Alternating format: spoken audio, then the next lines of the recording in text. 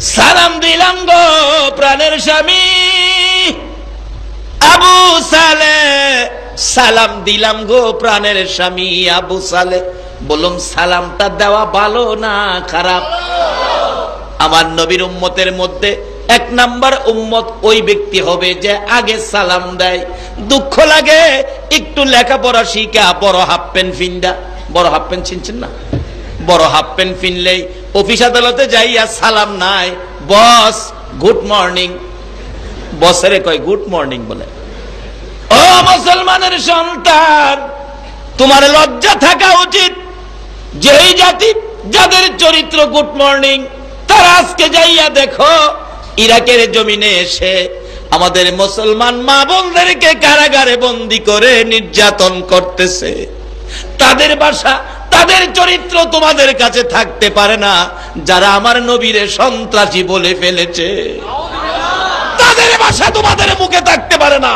যারা good morning good night ব্যবহার করবা, নবীর শাফায়াত তোমাদের নসিব হবে না। তোমাদের মুখে থাকা দরকার কি বলুন? সালাম। সালাম ব্যতীত মুসলমানদের মুখে অন্য কোনো শব্দ ব্যবহার করা উচিত হবে না। রাসূল বলেছে আমার উম্মতের মধ্যে যারা আগে সালাম দিবে তারা এক নাম্বার উম্মত হবে। এক নাম্বার। আপনারা কি নাম্বার এক পাইতে চান না দুই পাইতে চান? আগে কি ব্যবহার করবেন? আজকাল থেকে যুবক এটা বাড়িতে নাও, রাস্তাঘাটে ময় মুরব্বী দেখলে তুমি আগে সালাম দিয়ে দিবে, তাহলে তুমি নাম্বার ওয়ান উম্মত হবে। শুধু পুরুষ নয়, মাগো মহিলারা, তুমিও তোমার শ্বশুরকে, তোমার স্বামীকে, তোমার শাশুড়িকে সালাম দাও। বাড়িতে যাইবা, বাবার বাড়ি, বাবাকে সালাম দাও, মাকে সালাম দাও, বড় বোনকে তুমি সালাম দাও। এই শিক্ষা দিয়েছে ইসলাম। এবার ডাকতেছে উম্মুল খৈর ফাতেমা, দরজায় দাঁড়াইয়া ডাকে স্বামী অনুমতি দাও, ঘরের ভিতরে ঢুকি, খেদমত করার সুযোগ দাও। শরবতটুকুন এনেছি, শরবতটুকুন পান করুন, বাতাস করার সুযোগটুকুন দান করুন। আবু সালে দেহে যে ডায়া খার হইছে, এটা তো হেডার লগে মিলে না। কইছে চেহারার রং বলে সুবিধা না, এর চেয়ে সুবিধার রং পৃথিবীতে মনে আর নাই। কথা বলে কইতারে না, যে কণ্ঠে কথা কয় মানুষ বললে যাইব গা। খুই কি বিপদ বললাম রে, খুই কইলো আর আইলো কি? কইছে হাঁটতারে না, এটা হাটে দি চোখ কাইরা নে, কি করতাম রে? নাম্বারে মিলে না। স্বামী যখন কইছে, স্বামী যখন কইছে আন্তাজি গিয়া কইছে আচ্ছা একটু জিগায় দিহি নামটা, বিয়াজে পড়াইছে নামের সাথে মিলাছে নি। বোন, বোন আপনার নাম কি? আমার নাম উম্মুল খয়ের ফাতেমা। কোন নামে মিলছে? আপনার বাবার নাম কি? দরবেশ আব্দুল্লাহ ইবনে সুয়াইমি। তাও মিলছে। আবার কোন সাইজে মিলে না। আবার কোন বিপদ ভরি আয়ানি কেউ কমিয়া কার লগে কথা কইতেছ এরকম ফেসুনি বেড়ে যায়। কাপড়টা বললো ইয়া ফাঁসাদা দরজার ফাঁসাদা বাইরিয়া জাগা, সামনে গেছে বলে শ্বশুর দেখা। বাজান কই যান? আপনি আমার বাজান কইেন না মিয়া, আপনি ভন্ডা ভন্ডি বাজান কোন? আপনি আমার কইছেন কি আর দিছেন কি? কি দিছি বাবা? শ্বশুরের সাথে এইভাবে কথা কয় না। শ্বশুর বাবার জায়গায়, বাবারে যে শ্রদ্ধা করবেন বাবার পরের শ্রদ্ধাটা শ্বশুরে পাবে। আবার শোনো, কথাবার্তা কয় না। কই এতদিন কষ্ট কিরা যাও একটা দিছিলেন, কইছেন একটা দিচ্ছেন আর একটা, বিপদে ভালো এবার ভাও করছেন আমারে, আমি যাইগা। ও দরবেশ আব্দুল্লাহ ইবনে সুয়াইমি কয় বাবা আবু সালেহ শুনেন, যাইেন না, এটাই আমার উম্মুল খয়ের ফাতেমা। কোন কি? তা আপনারা কইছেন চোখ দেখে না? বাবারে আমার মেয়েটা বালেগা হওয়ার পর থেকে এই চোখ দিয়া জীবনে কোনোদিন একটা বেগানা পুরুষ দেখে নাই। আচ্ছা অহন কি এমন মহিলা পাওয়া যাইব বেগানা পুরুষ দেখছে না? আগেকার দিনে একটা মেয়ে ইনডাইরেক্ট দেখার জন্য, ইনডাইরেক্ট একটা মেয়ে দেখার জন্য আমাদের দেশের মুরব্বীরা 6 মাস ঘুরছে বাড়ির আশেপাশে।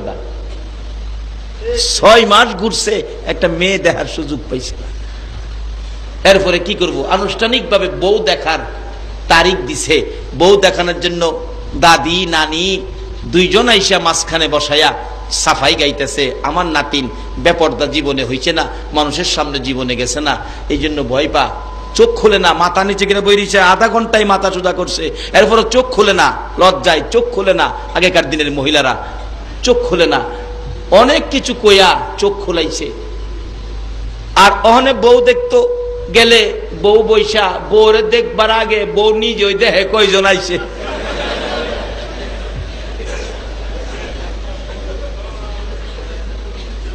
এক বেচারা গৃহস্থী করে, তো জমি যে করে আর কি, আমাদের এলাকায় গৃহস্থ কয়, আপনাদের এলাকায় কি কয়? গৃহস্থ কয়। এই গৃহস্থ বেচারা বউ দেখতে গেছে, ছেলের বউ বিয়ে করাইবো, যে বউরে জিগাই, মাগো 10 জন কামলা খেতে আইলে কয়সের চাউলের ভাত পাক করতে হবে? 10 জন কামলা খেতে আইলে কয়সের চাউলের ভাত পাক করতে হবে? বউ জিগায়, বাবাজি কামলা কি আমাদের দেশের না মমিন সিংহা? জিগা কামলা কোন দেশের? কারণ এক এক দেশের এক এক রকম। আমাদের দেশের লোক ভাত কম খায়, মমিন সিংহের লোক যেমন কাজ করে বেশি, এরা খাওয়া তো বেশি। জিগাইছে কয়সের চালের ভাত পাক করতে হইব? বউ জিগাই কোন দেশের কামলা? কি জব সোয়াল চলছে দেখে। আর 3 ঘন্টা লাগছে বউয়ের মুখতে কথা বাইর করতে, মাথা নত গিরে বইরিছে। আবু সালে কয়, কোন কি এটা আপনার মেয়ে? কহ দরবেশ আব্দুল্লাহ ইবনে সুয়াইমিকে, বাবা এই চক্ষু দিয়ে কোনোদিন আমার মেয়েটা বেগানা পুরুষ দেখে নাই, বিদায় বলেছি আমার মেয়েটা অন্ধ। এই মুখ দিয়ে বেগানা পুরুষের সাথে কোনোদিন কথা কয় নাই, বিদায় বলেছি কথা কইতে জানে না। কানে দিয়ে কোনোদিন বেগানা পুরুষের কথা শুনে নাই, সেজন্য বলেছি কানে শুনে না। পাও দিয়ে হাইটা কোনোদিন বেগানা পুরুষের সামনে যায় নাই, বিদায় বলেছি হাঁটতে পারে না। চেহারার রং সুন্দর না কালো, বেগানা কোনো পুরুষ আমার মেয়েকে দেখে নাই, সেজন্য বলেছি চেহারার রং ভালো না। আবু সালেহ, শুধুমাত্র আজকের দিনে আমার উম্মুল খয়ের ফাতেমা স্বামী হিসাবে এই 2টা পাও দিয়ে হাঁটতে হাঁটতে তোমার সামনে হাজির হয়েছে। এরে আবু সালেহ রে, আমার উম্মুল খয়ের ফাতেমারে লইয়া বাড়িতে যা, তোর কপাল ভালো হবে, তোর ভাগ্য ভালো হবে, যা যা তোদের জীবন ধন্য হবে। ওই মা ফাতেমা উম্মুল খয়ের, ওই বাবা আবু সালেহ জঙ্গি মুসা একটা ফলের জন্য 3 মাস কর্মচারী, 3 বছর কর্মচারী কাইটা এই বিবি লইয়া বাড়িতে গিয়েছিল। ওই মা ওই বাবা, বাবা জন্ম দিয়েছে আব্দুল কাদের জিলানী রহমাতুল্লাহ আলাইহি। এই গাছের ফলটা কত ক্ষমতাবান। আসুন বাবারা, আসুন দুনিয়া, আসুন। মার পেট থেকে কত কিছু করেছে, এই আলোচনা করতে গেলে যাবো গা রাত্র, আমি সংক্ষেপ করে আনছি। দুনিয়াতে আসলেন যেদিন রমজান শুরু হবে সেদিন মানুষ আশ্চর্য, আকাশ মেঘাচ্ছন্ন, চাঁদ দেখতে পারে নাই, কি করব রোজা রাখবে কিনা। কিন্তু এইভাবে আনাগোনা, আজকে চাঁদ উঠছে কিনা, উঠার কথা, চাঁদ তো দেখলাম না। কিন্তু আবু সালেহ জঙ্গে মুসার কলিজার টুকরা সন্তান গাউসে পাক দুনিয়াতে ভূমিষ্ঠ হয়ে মার স্তনে মুখ লাগায় না, দুধ খায় না। কোন গাছের কোন ফল। আর আমরা রোজার মধ্যেও দুপুরের সময় ভাত খাওয়া শুরু করি, আর মার কোলে ভূমিষ্ঠ হইয়া দুধ খাওয়া বন্ধ করে দিয়েছে। আজকে রমজানের রোজা, কার পক্ষে বাবা আপনারা বসেছেন? এরকম একজন অলি যদি কারো পক্ষে থাকে, এরকম একজন অলির পক্ষে যদি আপনারা কেউ থাকতে পারেন, অবশ্যই বিপদ থেকে আপনারা মুক্তি পেয়ে যাবেন। কিভাবে মুক্তি পাবেন আসতেছি সামনে। এবার গাউসে পাক আব্দুল কাদের জিলানী রহমাতুল্লাহ আলাইহি মার স্তনে মুখ লাগাই না। মহিলাদের কথা কিন্তু খুব কম সময়ে প্রচার হয়। দেখবেন মহিলারা একটা কথা কইয়া কইব, কই গো কারো কাছে কইও না, কইও না, কইও না, কারো কাছে কইও না, কারো কাছে কইও না, কথাটা বেশি সময় লাগে না। এই মহিলা আরেকজনের কাছে গিয়া কয়, কারো কাছে কইও না, কইও না, কইও না, কইতে কইতে 200-250 মানুষ শূন্য লাইছে, কইতো না কারো কাছে, এরপরও কয়ে লাইছে। আবার কইও না, খবর হয়ে গেছে উম্মুল খয়ের ফাতেমার একটা সন্তান হয়েছে গো। এই সন্তানটা বলে সুবে সাদেক থেকে সকাল পর্যন্ত কিচ্ছু খায় না। তাইলে ব্যাপারটা কি? সবাই গিয়ে জিগাই, মাগো কি খবর? আমার সন্তানটা না খায় না। তাইলে বোঝা গেল আজকে রমজান। আব্দুল কাদের জিলানী ভূমিষ্ঠ হইয়া মানুষকে শিক্ষা দিল, রমজানের আগমনের বার্তা খবর পৌঁছে দিল। এবার রমজানের খবর হয়ে গেল, মানুষ না খায়েই রোজা রাখতে শুরু করলো। এই দিন আর রোজা কেউ রাখলো না। যাই হোক, একে একে বড় হইতেছে মার কোল থেকে। কিন্তু একদিন দেখা গেল একটা মহিলা, 6টা তার মেয়ে বাড়িতে, পেটে আরেকটা সন্তান। ডাকতেছে স্বামী, বিবি তোর 6টা মেয়ে, আরেকটা যদি পেটেরটা মেয়ে হয় তোরে তালাক। তালাক। অহংকার দিনে তো চুপে চাপে স্বামীর অগোচরে মহিলারা জায়গা হসপিটালে আলট্রাসোনোগ্রাফ করাইয়া বাচ্চা ছেলে না মেয়ে পরীক্ষা করে এই পরে স্বামীরে জানায় না, চুপচাপ জায়গা। কিন্তু তখন তো আলট্রাসোনোগ্রাফ ছিল না, কিন্তু আল্লাহর ওলিদের কাছে আলট্রাসোনোগ্রাফ করার মেশিন ছিল 2টা চোখ। এই 2টা চোখে পেটের ভিতরেও কি আছে তারা দেখতে পারছে। যাইতে যাইতে আবু সালেহ জঙ্গি মুসা, বাগদাদের বড় মসজিদের খতিব, হুজুরের কাছে গেছে। বাবা যান, আমার একটা বিপদ। কি বিপদ? আমার 6টা মেয়ে বাড়িতে, পেটের বাচ্চাটা মেয়ে হইলে আমার স্বামী আমারে তালাক দিব। বাবা গো, বলবেন পেটের বাচ্চাটা কি আছে? আবু সালেহ কিছুক্ষণ তাকায়া আলট্রাসোনোগ্রাফ করে দেখলেন পেটের বাচ্চাটা মেয়েই হবে। বলে দিছেন, মা পেটের বাচ্চাটা তো তোমার মেয়েই হবে, তাই নাকি? তাছে বলুন, এই মেয়েটার বিপদ আরো বাড়লো না কমলো? কানতে কানতে অস্থির রাস্তা দিয়ে যাচ্ছে। কিন্তু ছোট বাচ্চা আব্দুল কাদের জিলানী রাস্তার মধ্যে খেলাধুলা করতেছিলেন। ওই মসজিদ বানায়, মাটির মধ্যে মসজিদ বানায় খেলে। মহিলাটা কানতে কানতে আসছে, আবার কানতে কানতে যাচ্ছে। জিগেলেন, মা কানতেছো কি লিগা? কান্দি বাবা, একটা দুঃখ। কি দুঃখ? তুমি বাচ্চা মানুষ, তোমার কাছে বললে কি হবে? আরে বাবা শুনি না, বলো না কি দুঃখ? দুঃখ হলো বাবা, আমার 6টা মেয়ে, পেটে একটা বাচ্চা, বাচ্চাটা যদি মেয়ে হয় বাবা, স্বামী আমারে তালাক দিব। গেছিলাম বড় মসজিদের খতিব আবু সালের কাছে গেছিলাম, বাচ্চাটা কি বলে দিত। কি কইছে? বাবা রে, আমার কপাল পোড়া রে বাবা, পেটের বাচ্চাটাও মেয়েই বলে হবে। তো উনি কোনো ফাইসালা দেয় নাই? আবু সালেহ কোনো ফাইসালা দেয় নাই? না, বলছে মেয়েই হবে। আপনি আবার যান, যায় বলেন একটা ফাইসালা দিতে। কারণ অলির কাছে গিয়ে যদি কিছু ফাইসালা না পায়, তাহলে অলির কাছে গিয়া লাভ হইল কি? ডাক্তারের কাছে গিয়া যদি চিকিৎসা না পায়, তাহলে ডাক্তারের কাছে গিয়া লাভ হইল কি? বাচ্চা পিচ্ছি কি কয় দেখছেন নি? আমরা দেশের পিচ্ছিরা এইটা কইবার ক্ষমতা হইব? কারণ গাছ যে আমরা বালা না, ফল ভালোই করতে। এবার আবার বাচ্চার কথায়, আব্দুল কাদের জিলানীর কথায় গেছে, গিয়া সামনে খার হইছে। আবু সালেহ জিগায়, কি ব্যাপার কি? বাবা রাস্তার থেকে একটা বাচ্চা ছেলে আমারে পাঠাইছে, কইছে ডাক্তারের কাছে আইলে চিকিৎসা না পাইলে কি লাভ হইল? আমি সমস্যা আছি, আমার একটু সমাধান। যাও বলছি, মেয়ে হবে আর সমাধান কি? হ্যাঁ যাও। এই পড়ছে কি আমার দমক দিয়ে তাড়াইয়া দিছে। আবার জানছে, আবার যান, আবার যান, আবার যাইতাম, কহ যান। দ্বিতীয়বার গেছে পরে কি বাচ্চাটা আমার পড়া রাগ হয়ে গেছে, কানতে কানতে আইছি। কি ব্যাপার মা? কয় না, আমার তাড়াইয়া দিছে, দমক দিচ্ছে। আবার যান, কয় অন গেলে আমার মারবো। তাইলে আমি লগে যাম, চলেন। আচ্ছা বাবা। পিচ্ছি আগে আগে যায়, মেয়েটা পিছে পিছে বিপদগামী। বাবারে, কার পক্ষে আলোচনা শোনার জন্য বসে আছেন? এরকম একজন আল্লাহর ওলি আপনার বিপদে কাজে লাগতে পারে। আল্লাহু আকবার বলো। বাবা জায়গা মতো বইছেন, কাজে লাগবে।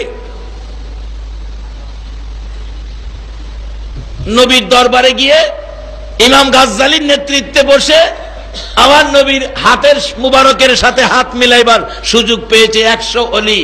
আজকে সেই গাউসে পাকের মতো অলির আলোচনা শোনার জন্য আপনারা বসে আছেন। আমার মন কয় আপনাদের আল্লাহর দিদার নসিব হয়ে যাবে। কিভাবে হবে? আসতেছি। এবার সামনে দাঁড়াইছে আব্বুজান, আব্বুজান একটু মেজাজটা গরম। কি আবু, রাগ হইেন না, আমি কোনো অপরাধজনিত আবদার নিয়ে আসি নাই, রাগ হইেন না আব্বুজান। এই মেয়েটা কিনলে গেছিল আপনার কাছে? আইছিল কিনলে গিয়া তোমার এত কি? তো বাবা দরকার আছে, মানুষ বিপদে পড়বে, আল্লাহর ওলিরা মানুষ বিপদ থেকে উদ্ধার করবে, দরকার আছে। আল্লাহর ওলিদের কাছে যদি সমাধান না পায়, মানুষ কই যায় সমাধান পাবে? কথা তো ঠিক। লোকটা কিনলে গেছিল, মেয়েটা আইছিল, 6টা মেয়ে আর একটা বাচ্চা পেটে। এটা মেয়ে হইলে স্বামী বলে তালাক দিব। তা আপনি কি দেখলেন, কি কইলেন? পেটে তো বাচ্চা মেয়ে, ওই বলে দিছি মেয়েতে। আবার আমি পাঠাইছি বলা, দমক দিছিলেন বাবা? পাঠাইছিলাম তো আপনার কাছে চিকিৎসার লেগে, চিকিৎসা করতেন। ডাক্তার চিকিৎসা না করলে রোগীরা কই যাইব?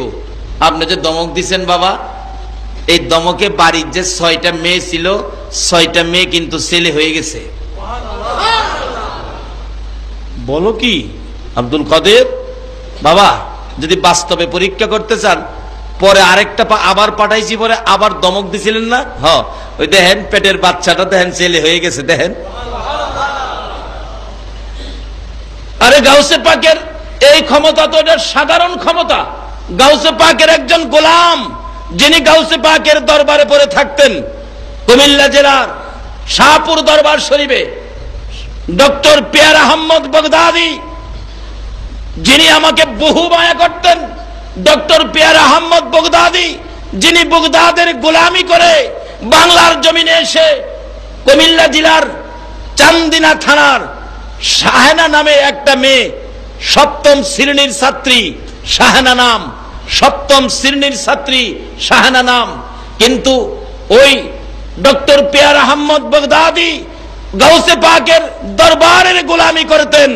সেই গাউসে পাককে কোনোদিন দেখে নাই সচক্ষে, দরবারের গোলামি করে ওই শাহপুরের হুজুর শাহানার জন্য দোয়া করে দিয়েছিলেন।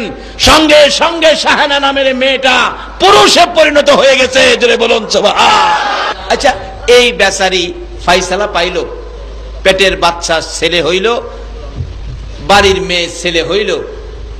আব্দুল কাদের জিলানী ডাকতেছে, বাবা আর কইলাম দমক দিয়েন না, আবার যদি আমারে দমক দেন তাইলে গেলাম সমস্ত পৃথিবীর মেয়েগুলো ছেলে হইয়া যাইব। আচ্ছা, গাউসে পাকের দরবারের গোলামি করে যদি বাংলার ডক্টর পিয়ার আহমদ বাগদাদি 7ম শ্রেণীর ছাত্রী শাহানাকে মেয়েকে ছেলে বানাইতে পারে, গাউসে পাক সরাসরি নিজে কিছু করবার ক্ষমতা কি আল্লাহ তারে দেয় না?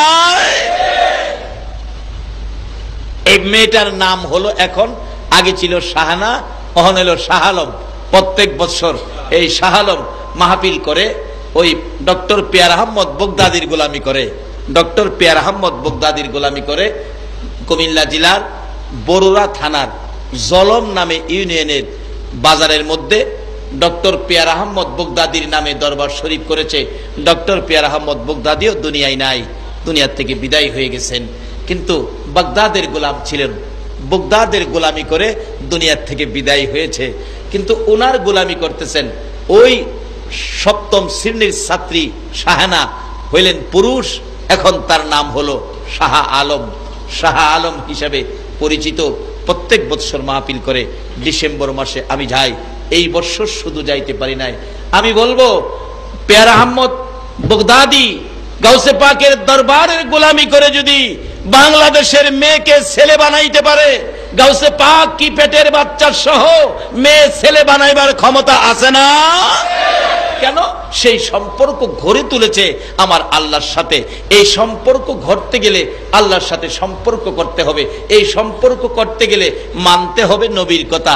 নবীজি বলেছেন হাদিস শরীফে, আসসালাতু মেরাজুল মুমিনিন, তোমরা নামাজ দিয়ে মাওলার সাক্ষাৎ, মাওলার দিদার, মাওলার সম্পর্ক গভীর করো। বলুন, গাউসে পাকের বাবার কাছে কি এই নামাজের সম্পর্ক ছিল? তাইলে গাউসে পাকের মধ্যেও নামাজের সম্পর্ক আসতেছে কিনা বলুন? গাউসে পাকের জীবনীতে আসুন, নামাজের বেলায় উনি কত গুরুত্ব দিতেন। শুধু 5 ওয়াক্তের নামাজ নয়, 5 ওয়াক্তের নামাজের পরে তাহাজ্জুদের নামাজও গাউসে পাকের জীবনীতে আমলের মধ্যে ছিল। আমরা তো তাহাজ্জুদ দূরের কথা, 5 ওয়াক্তই তো ক্লিয়ার না। আমার ভৈরবে এক ব্যক্তির জায়গায়, বাবা নামাজ পড়ো? কই জি নামাজ তো পড়ি। কয়েক তো পড়ো? নামাজ যত অক্ত অত অক্ত পড়ি। নামাজ কত অক্ত? 4 অক্ত। নামাজ বলে 4 অক্ত। আপনাদের চট্টগ্রাম নামাজ কয় অক্ত? মাশাআল্লাহ সজাগ আছেন দেখা যায়। নামাজ কয় ওয়াক্ত? এই কয় 4 ওয়াক্ত। জিগাইলাম 4 ওয়াক্ত কেমনে? এই হিসাব করে জোহর আসর মাগরিব এশা, জোহর আসর মাগরিব এশা, তো আরেকটা ওয়াক্ত আর নাই বলে, আর নাই। কোনটা রয়েছে কোন তো? আসলটা ওই রয়েছে, যেটা দিয়া নামাজ শুরু হইছে সেইটাই রয়েছে। হ্যাঁ বারবার হিসাব করে জোহর আসর মাগরিব এশা। আমি গেলাম যে বাবা ফজর, হুজুর ফজর নাই। আরে কও কি ফজর নাই? হুজুর করে কই জানেন, আমি ফজরের সময় ঘুমোতে উঠতে না, এলাকা এটা বাদ। হ্যাঁ ঘুমোতে উঠতে না দেখে বলে ফজর বাদ। আচ্ছা আসলে কি আমি ঘুমোতে না উঠতারলে কি ফজর বাদ হইব? বরঞ্চ আমি বাদ হইলাম নামাজ থেকে, ফজর বাদ হইছে না। 5 ওয়াক্ত নামাজ পড়েও তাহাজ্জুদ পড়তে। একদিন গাউসে পাক তাহাজ্জুদ পড়তেছে, এমন টাইমে খান বাহাদুর ইবলিস আল্লাহর আরশ কুরসি সাজায়া আল্লাহর বেশ ধরছে। হ্যাঁ আল্লাহ হইছে, আয়া গাউসে পাকের সামনে হাজির হইছে। আব্দুল কাদের, কি ভদ্র নম্র দেখেন না। আব্দুল কাদের ইবাদতের মধ্যে গাউসে পাক, তোমার ইবাদতে আমি আল্লাহ। কি নম্র ভদ্র ভাষা, তোমার ইবাদতে আমি আল্লাহ, ঠিক থাকতে পারলাম না, আরশ কুরসি লইয়া তোমার সামনে এসে গেছি। গাউসে পাক কোরআনে হাফেজও ছিলেন। কি কোরআনে? কোরআনের ভিতরে ডুব দিছে যে কোথাও কোরআনে এই বিধান আছে কিনা বান্দা ইবাদত করলে আল্লাহ আরশ লইয়া আই পড়ে। দেখে কোরআনের ভিতরে কোথাও এই নির্দেশ নাই, আল্লাহ এভাবে আসে না। আল্লাহ খুশি হয় কিন্তু আরশ লইয়া আসে না। অবশেষে ডাক দিয়া কয়, তুই আল্লাহ না, তুই ইবলিস।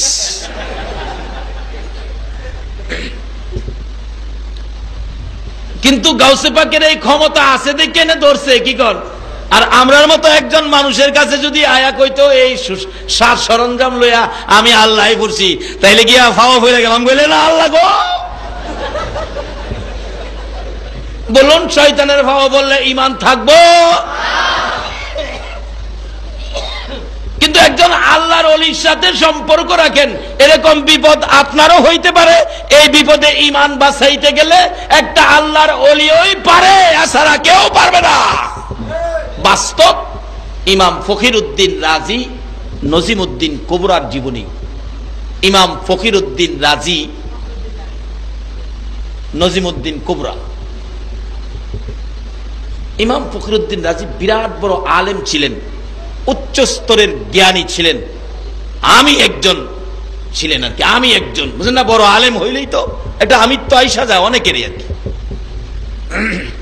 নাইতে শয়তান সমস্ত ফেরেশতাদের শিক্ষক ছিলেন।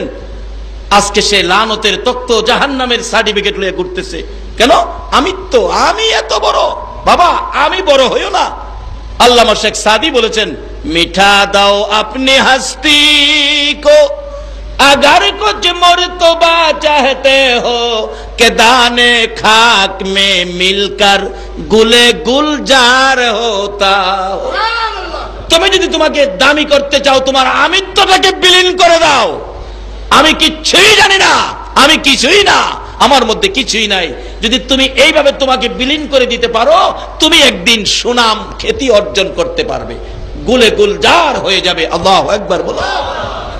যেই হোক, ওদিকে আমার আলোচনা না, আমার আলোচনার দিক যাচ্ছে। ইমাম ফকিরউদ্দিন রাজিকে কে জানি বলতেছে, তুমি নজিমউদ্দিন কুবরার কাছে বাইয়াত গ্রহণ করো, মুরিদ হও। বারবার কে জানি বলতেছেন। অবশেষে কি করব? একজন সাধারণ মানুষ নজিমউদ্দিন কুবরার কাছে গেলেন, যা দেখে একজন সাধারণ লেবাস, সাধারণ মানুষ বসে রয়েছে। হুজুর আপনার কাছে পাঠাইছি মুড়ি দেবেন লেগা, আমারে মুরিদ করবেন। গিয়ার কিন্তু চেঞ্জ হয় নাই, আমারে মুরিদ করবেন। মুরিদ করবার লেগে পাঠাইছে। দুর্বল হয়ে না, গিয়ার ফার্স্ট গিয়ারে রয়েছে, হন সেকেন্ড গিয়ারেও আইছে না। কারণ আইব কেমনে? এত বড় আলেম।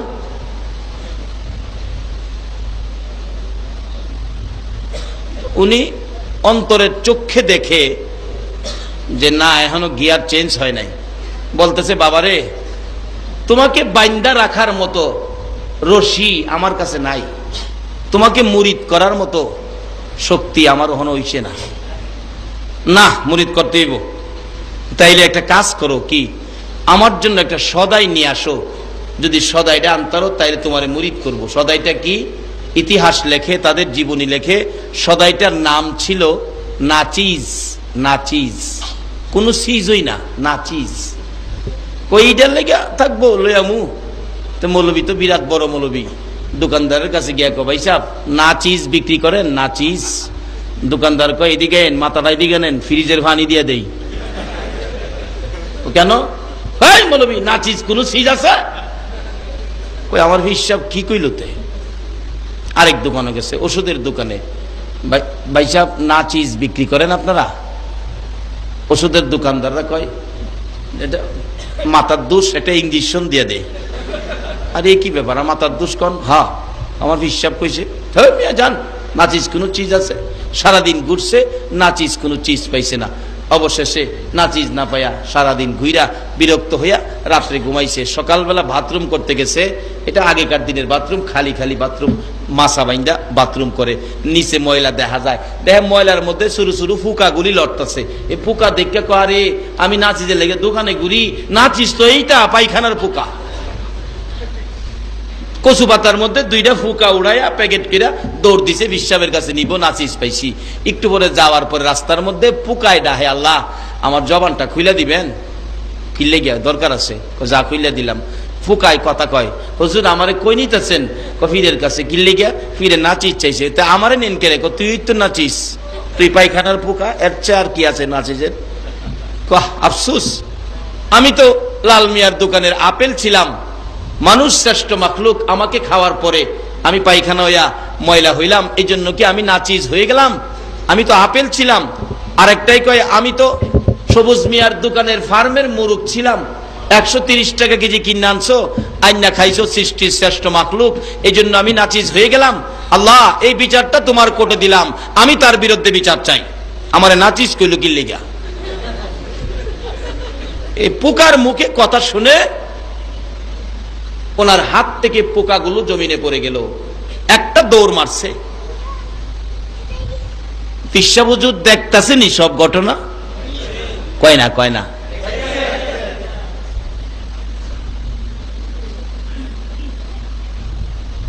আইতাছে দৌড় আইসা, এইবার তাদের গিয়ার চেঞ্জ হয়েছে। আগে যে গিয়ার ছিল আমি এই আমি সেই, গিয়ার চেঞ্জ হয়েছে। উস্তাদ পিসাব হুজুরের আইসা হয়ে গেছে, হুজুর আমারে মুরিদ করেন। কো বাবারে আমার সদাই কই? কো সদাই আনছি। কই সদাই দাও? হুজুর আমি নিজেই নাচিস, আমি নাচিস। কো বাবা এইবার ঠিক আছে, মিঠা দাও अपनी हस्ती को अगर कुछ मुर्तबा चाहते हो कि दाने खाक में मिलकर गुले गुलजार होता।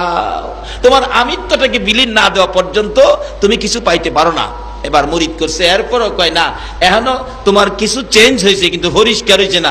পরিষ্কার করার জন্য বলছে বাবা তুমি 12 বছর জংলায় থাকতে হবে, 12 বছর জংলায় থেকে আসলে তারপরে তোমাকে মুরিদ করা হবে। 12 বছর জংলায় থাকতেছে, জংলায় থাকে, আলেম মানুষ তো বসে থাকবো কত, এই পাতালতার মধ্যে কিতাবগুলি খালি লেখে, কিতাব লেখে। এ তার চাইতে বড় আরেকজন হুজুরের সুরত ধরে খান বাহাদুর ইবলিস আয়া জিগা ইমাম ফকিরউদ্দিন রাজি, কি করো? হুজুর এখানে কিতাবাদি লেখি, কি করব, অবসর থাকি। কিসের কিতাব? লেখি আল্লাহর কোরআন কিতাব, এগুলি লেখি। আল্লাহ বলতে কি কোনো জিনিস আছে? বড় হুজুর, বড় হুজুরটা চিনছেন তো? ইবলিস। এই হুজুরের শাখা গুলা মহনও আছে, সাবধান থাকেন। আল্লাহ বলতে তো কিছু নাই। কোন কি? এই যে কিতাব দলিল, এই যে কিতাব দলিল আল্লাহ আছে।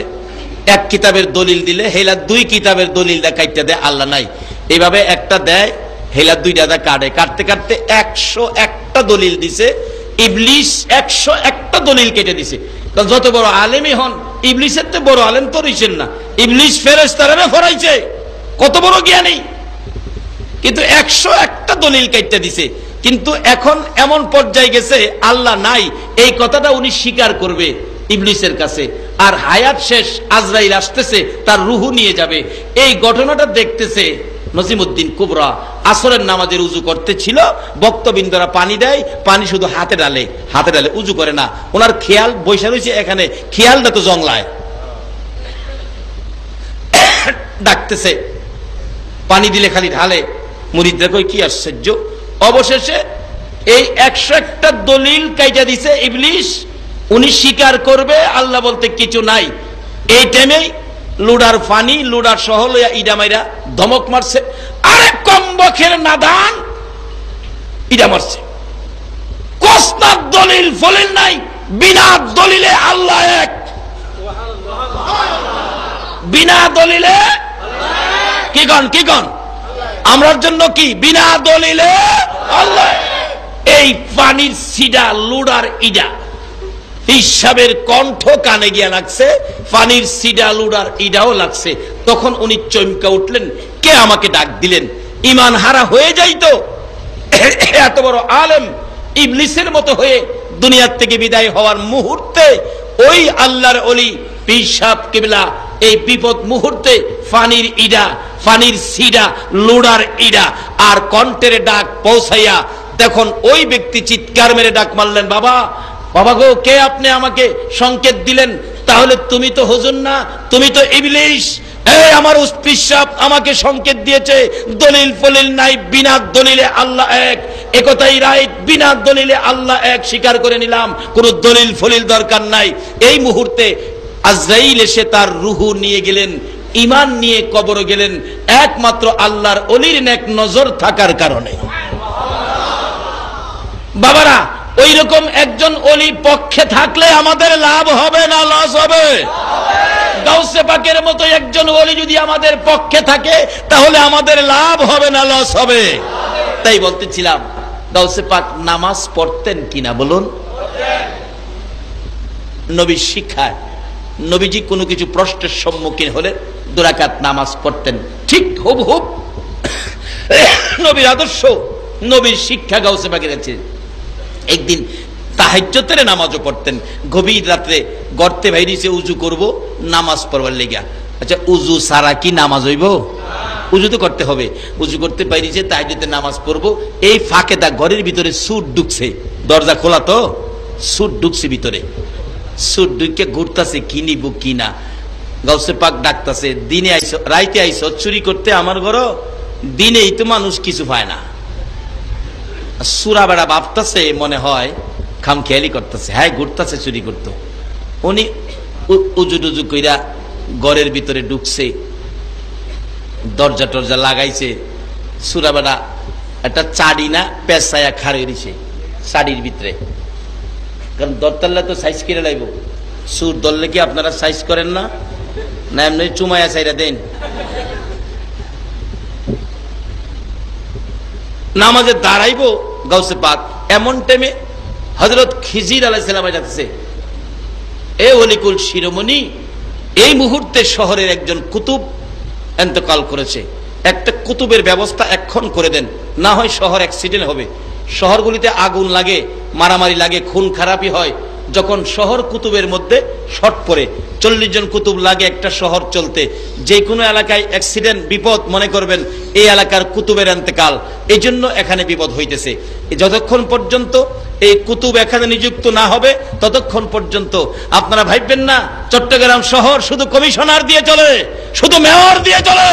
আল্লাহর পক্ষ থেকে, রাসূলের পক্ষ থেকে কুতুবগণের, ওলিগণের, মেয়র এবং কমিশনারের বাজেট করা আছে, তাদের উসিলাতে চলছে, আমাদের উসিলাতে নয়। আবার আসুন সেই দরজাগুলি আবার আমরা খুলি, সেই দরজার সাথে আমরা সম্পর্ক রাখি। এবার গাউসে পাক বলতেছে, এত রাত্রে আইছেন কুতুবের লেগিয়া, কই যাবো? না এখন দিতে হবে। এত রাত্রে আইছেন, এখন কোত্থেকে দিব? আচ্ছা একটু অপেক্ষায় থাকেন, দেখি। ডাকতেছে, এই শাড়ির ভিতরে তুই কে? আয় বাইরিয়া। আচ্ছা, সুরে না দেখলেও গাউসে পাক দেহেনি, আয় বাইরে আয়। হ্যাঁ কয়, আমার মনে এমনি বয় দেখাইতেছে, বাইরে না। আবার করে, তুই ইমুকের ফুলা, ইমুক না, বাপের নাম লইয়া কইতেছে, বাইরে আ, চুরি করতে আইসলি? ভাগ্য বলা, আয় দিকে আয়। কি করব, আয়া দৌড়ে ভাইয়া ফিরে গেছে, হুজুর আমারে মাফ করেন, আমি আর জীবনে আপনাদের বাড়ি চুরি করতে আইতাম না। করে মাফ করবো আল্লাহ, তুই একটা কাজ কর, কি উজু কইরা যা। সুরে কয় উজু কইরাই তো, সুরে কয় উজু কইরা আয়াম, উজু কেবল লেগে যায় লই না, খালি গর্তে বাইরিছে যাই, আর আমার ধরে রাখতে পারবো, গর্তে বাইরে আই পড়ছি, দিছে দৌড়, দৌড় দিছে, খালি মাঠ যাইবো গা, গিয়া টিনের বেড়াত ফট লাগে, ফাম কেরা এইদিকে দৌড় দিচ্ছে টিনের বেড়া। গাউসে পাক হাসে, আরে পাগল যাইস না, কি বলেন, ওলিদের একটা কেরামত আছে না, আছে আছে, কেরামতের অজন্যদিন কেরামত যে কত কিসিমের যে আছে, খালি দুনিয়াত না কবরে গিয়াও কেরামত। যেই দলের হেরা কেরামত বিশ্বাস করে না, যেই দলের হেরা কেরামত বিশ্বাস করে না, সেই দলের মৌলবী একদিন ওয়াজ করতেছে, আমি এইবার গিয়া মজা হয়েছে, ওয়াজ করতেছে আল্লামা শিবলি রহমতুল্লাহ জীবনী।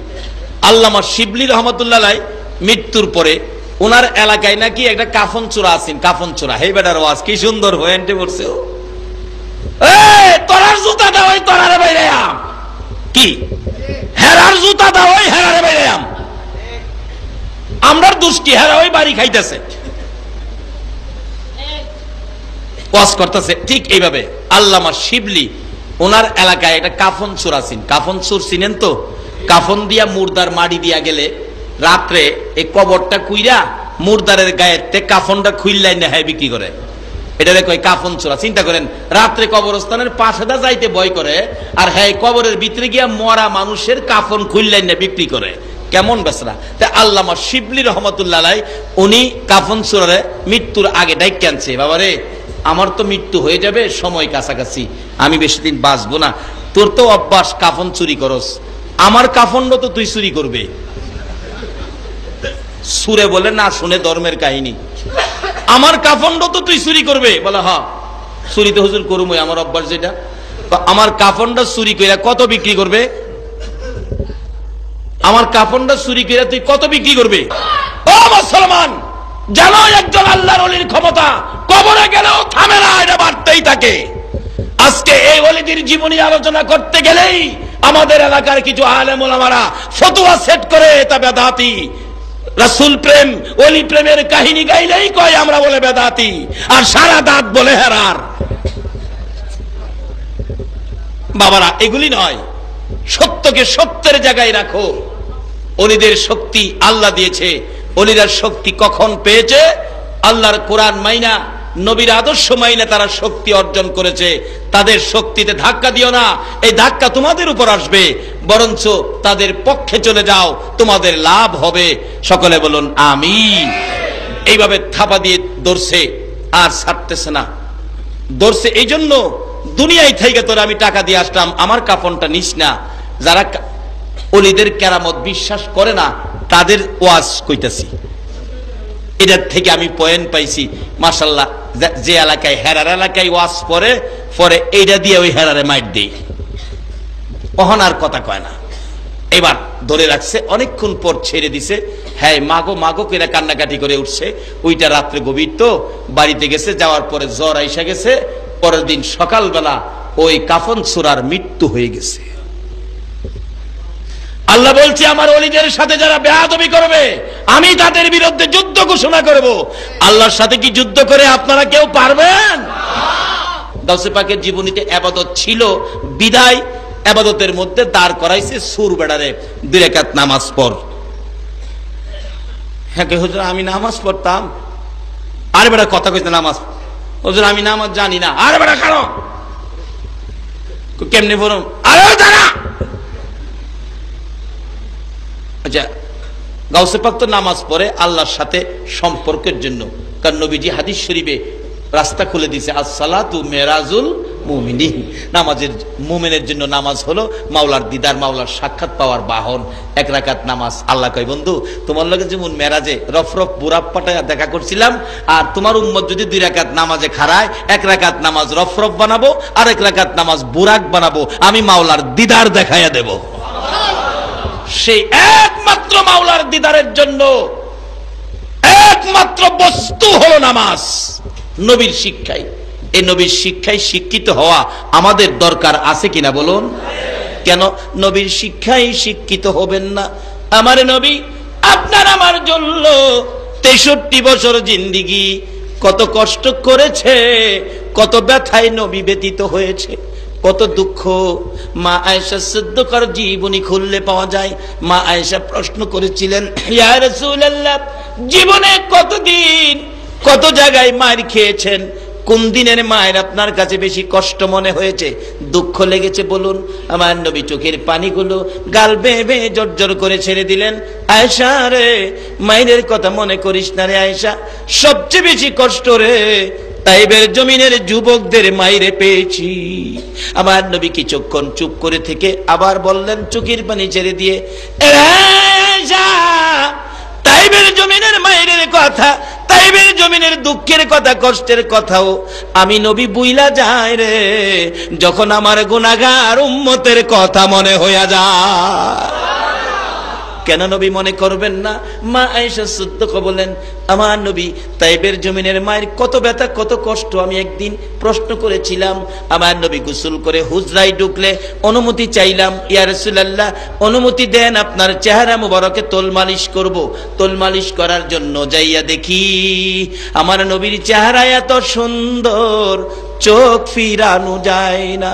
এই সুন্দর চেহারার মাঝে মাঝে কালো কালো দাগ, বসন্তের দাগের মতো চামড়ার ভিতরে গর্ত হয়ে আছে। মা আয়েশা হাত বুলাইয়া বুলাইয়া দাগগুলোর মধ্যে চিহ্নিত করে আঙ্গুল দিয়ে চাপা দিয়ে ধরে ধরে বলতেছেন, হুজুর হুজুর গো, এই সুন্দর চেহারায় দাগগুলো কিসের? আমার নবী চোখের পানি ছেড়ে দিলেন, আয়েশা রে, ও আয়েশা, সব কথা আমাকে প্রশ্ন কইরা জিগাইও, এই দাগের কথাগুলো আমারে জিগাইও না। এই দাগের কথা মনে হইলে আমার কলিজা মানাইতে পারি না রে আয়েশা। এই দাগগুলো হলো তাইবের জমিনের যুবকদের পাথরের আঘাতের দাগ। আয়েশা রে, বিনা অপরাধে, বিনা দোষে, বিনা কারণে কোনো দোষ করি নাই, কোনো ব্যথা দেই নাই, কারো কোনো ক্ষতি করি নাই রে আয়েশা, বিনা অপরাধে বিনা দোষে রে। যুবকেরা আমাকে চারদিক ঘেরাও করে মারতে মারতে সমস্ত শরীর ক্ষত বিক্ষত, একবার নয় দুইবার নয় 3 বার করে আমাকে বেহুশ করে ফেলেছে। আমি রক্তমাখা 2টা হাত বাড়াইয়া বলেছিলাম, এরে যুবকেরা, আমারে কোন অপরাধে মারো, আমারে কোন দোষে মারো, আমি কি ক্ষতি করেছি, কেন তোমরা আমারে মারতেছো? তোমরা এইভাবে আমারে আর মাইরো না, আমি সহ্য করতে পারি না রে যুবকেরা। তোমাদের কি মায়া লাগে না, দয়া লাগে না? তোমরা শুনো আমার দুঃখের কথা। যুবকেরা রে, আর মারিস না, আমার মা নাই, আমার বাবা না। এরে আয়েশা কোনো কথাই শুনলো না রে, এইভাবে আমাকে মারতে মারতে 3 বার করে বেহুশ করেছে। ওই পাথরের আঘাতের দাগগুলো আমার চেহারায়। মা আয়েশা সিদ্দিকা বলেন, ইয়া রাসূলুল্লাহ, এই দাগগুলো যদি তাইবের জমিনের যুবকদের পাথরের আঘাতের হয়, নবী গো আমি জানি আপনার দোয়া আমার আল্লাহ কবুল করেন, একটু দোয়া করুন দাগগুলো যেন পরিষ্কার হয়ে যায়। আমার নবী কান্দে, রে আয়েশা, এই দাগ আমি দোয়া করে পরিষ্কার করব না রে, এই কষ্টের দাগ আমি রেখে দিলাম রে আয়েশা। হাসরের জমিন যেদিন কায়েম হবে, আদা দুপুরে সূর্য নেমে আসবে, সূর্যের তাপে মাথার ছার ফেটে নাকে মুখে কানে দিয়ে মগজ গলে গলে বাহিরে হবে। ওই দিন আমার উম্মতেরা রে আয়েশা, ওই বিপদের দিনে নবী কই, নবী কই কইয়া চিৎকার মারবে। ওই চিৎকার আমি সারা আমার উম্মতের কেউ শুনবে না। আয়েশা রে, ওই চিৎকার শুনে আমি নবী আমার বিপদগামী উম্মত গুলো লইয়া রে এক একটা দাগের বিনিময় কোটি কোটি গুনাহগার উম্মতের নাজাতের দাবি করব। আমার আল্লাহ বলেন, বন্ধু গো, তোমার 63 বছর জিন্দেগির মধ্যে কোনদিন তোমার সুন্দর চেহারায় আমি আল্লাহ একটা মশা মাছি বসতে দেই নাই, একটা পোকা মাকড় কামড় দিতে দেই নাই। ওই সুন্দর চেহারার পাথরের আঘাতের দাগগুলো উম্মতের নাজাতের জন্য রেখে দিলা। যাও বন্ধু, কথা দিলাম, তোমার উম্মত যারা হবে, তোমাকে যারা ভালোবাসবে, তোমার আদর্শে যারা চলবে, তোমার প্রেমের মালা যারা গলায় দিবে গো বন্ধু, হাসরের ময়দানে তোমার উম্মতের আমি আল্লাহ মাফ করে দিব। এরে বাবা যুবকেরা, ওই নবীর কথা শোনার জন্য নবীর আদর্শ লইয়া যারা ওলি হয়েছে তাদের কথা শোনার জন্য, নবীর ভালোবাসায় যারা এই পর্যন্ত বসে আছো, আমার মন বলে তোমাদের জন্য আমার নবী ফুলসিরাতের ঘাটে বসে থাকবে। কে আপনারা মাহফিলের আয়োজন করেছেন? কে কোন মা আপনাদেরকে পেটে রাখছে? কারা এই রাত পর্যন্ত সময় দিয়েছেন? অবশ্যই আপনাদের জীবন ধন্য হবে, ভাগ্য ভালো হবে। ওলিদের রুহানি ফয়েজ আমার নবীর দিদার নসিব স্বপ্ন যুগে হয়ে যাবে ইনশাআল্লাহ। আসুন, আমি শেষ পর্যায়ে চলে গেলাম। এবার গাউসে পাকের আলোচনা দিয়ে আমি শেষ করতে যাচ্ছি। গাউসে পাক আল্লাহর ওলি ডাকতেছেন নামাজের বিছনায়, দাঁড়া বেটা দাঁড়া। দাঁড়াইছে কোন তো আমরা তো নামাজে দাঁড়াই আল্লাহরে খুশি করতাম, নবীরে পাইতাম। এই সূরা বেটা তো নামাজে দাঁড়াইছে কি আল্লাহ খুশি করতো? জান্ডা বাসাইবার লাগিয়া। হ্যাঁ নামাজে দাঁড়াই কই কেমনে যে যাইতাম বাড়ি তাজগা, কপালে কি বাড়ি নাই? এদিক দেখাই চিন্তা করে জান বাসাইতো, আর গাউসে পাক দুইটা হাত তুলছে, আল্লাহ আল্লাহ গো, আমি আব্দুল কাদের সুরের আইনা নামাজের বিছনা দাঁড় করাইছি, আমি যদি একটা সুরের নামাজের বিছনা টানতারি, আচ্ছা একটা সুরের নামাজের বিছনাত আইনা যদি ভালো করতে পারে, তা আল্লাহর ওলি কি কাজটা খারাপ করলো না ভালো করলো? তাহলে তাদের জীবনী সমাজে আলোচনা করলে কি সমাজের উপকার হবে না ক্ষতি হবে? এক কিসিমের লোকের আছে এইগুলিও মানে না, কয় বেদাত বলে, বেদাত খালি কয় বেদাত। আপনাদের চট্টগ্রামে কম, কারণ চট্টগ্রামে এই কথা কই না কম, আমাদের এলাকায় এগুলি নিয়ে বহু ধাক্কা ধাক্কি হয়, বেদাত বেদাত। তা আমি আবার স্টেজ উঠতে কি বাবারা, বেদাত শুনলে আপনারা আতঙ্ক করেন না, বেদাত মারাত্মক কিছু না। বেদাত শব্দের অর্থ হলো নতুন কাজ। কি অনেক জিনিস সহজ হয়ে গেছে না? এমনি তো বেদাতকে মন হয়ে যে করে জল্লা বিরা শেষ বেহেস পাইতো না, জাহান্নামও গেছে গা, মানুষের করে একবারে শর্টকাট দিলা। আমি বললাম যে আতঙ্ক হইেন না, বেদাত মারাত্মক কিছু না, বেদাত শব্দের অর্থ নতুন কাজ। বললাম যে ভাই ওয়াজ করে বেদাত, এই বাইরে কুয়েন এ তার বডির মধ্যে জামাটার মধ্যে 17টা বেদাত। এইভাবে সিলি দিয়ে নবীজি নবীর আমলে যেগুলি ছিল না, নবীর পরে যেগুলি বাইরেছে এটিও বেদাত। আচ্ছা নবীজির আমলে মাইক ছিল, মাইক মাইক দিতে বেটা ওয়াজ করতেছে, বেদাত কইতাছে, হ্যাঁ গইদি ফইলে নাম্বারের বেদাত সামনে লয়ে লইছে। চিন্তা করছেন নি ব্যাপারটা? এ সাধারণ মানুষের আইনা এই বেদাত বেদাত কইয়া একটা বিভ্রান্তির মধ্যে ফেলাই দিছে। এই আজকে ক্লিয়ার হন, বেদাত কিছু না, বেদাত আতঙ্কের কিছুই না। বেদাত শব্দের অর্থ নতুন কাজ। এই মাইকটা দা ওয়াজ করুন, এটা তো বেদাত। এই যে ভিডিও করতেছে ক্যামেরা দিয়া, এটাও তো বেদাত। ফিজের রাস্তাটা হাঁটেন, এটাও বেদাত। রিক্সা তুডুন বেদাত, সিএনজি তুডুন, ওখানে নতুন বেদাত হলো গ্যাসের গাড়ি তুডুন। যে মৌলবী গ্যাসের গাড়ি তুইটা ওয়াজ করতে কইব বেদাত, এই মৌলবীর ওয়াজই হইনেন না, ও তুমি হলো সবচেয়ে বড় বেদাত। এই যে ফ্যানের বাতাস খাইতেছেন, এটাও তো বেদাত। নবীর আমলে এই ফ্যান ছিল? এক কথাই বুঝাইলাম, নবীর আমলে যেগুলি ছিল না, নতুন যেগুলি এখন আবিষ্কার হয়েছে, এতই বেদাত। একটা হইলো বেদাতে সাইয়া, একটা হইলো বেদাতে হাসানা। একটা লাভজনক বেদাত, একটা হইলো গুণাজনক বেদাত। লাভজনক বেদাত হইলো বেদাতে হাসানা, যেটা এই বেদাত। মাইক, তারপরে পাকা কিতাব বাইন্ডিং, ফ্যান, গাড়ি, রাস্তা, পিজের রাস্তা, এই সমস্ত সবগুলি হইল লাভজনক। অর্থাৎ এই বেদাতে গুনাহ হয় না, এই বেদাতে জান্নাত পাওয়া যায়। গুনাহ হয় ওই বেদাতে যে বেদাতগুলি নেক কাজ মনে করে কিছু ভাইয়ের আছে, নাচানাচি, মদ গাঞ্জা, ঢুল ঢাঙ্কর এগুলি বাজাইয়া নামাজ রোজা নাই, ভালো কথা নাই, ভালো নসিহত নাই, সমাজের ভালো কাজ নাই, এই যে হেইগুলি করে, হেইগুলি হইল বেদাত। এই বেদাতে মানুষকে জাহান্নামে নিবে। কিন্তু আমরা যেটা করি, নবীর শান ও মান, হেরা তো হেরারে বেদাত কয় না, হেরারে বেদাত কয় না। নবীর শান ও মান গাইলে এই তান দেয় হেরা বেদাত কইব। হেরা যে হেরার বড় হুজুরের নামে শান ও মান গাইতেছে, ইমুকে আসছে, রাজপথ কাঁপছে, হেতা বেদাত হয় না। কষ্ট লাগে ভাই, যাব দুঃখ লাগে। নিজের কানে শুনেছি স্লোগান, ইমুকে আসছে, রাজপথ কাঁপছে,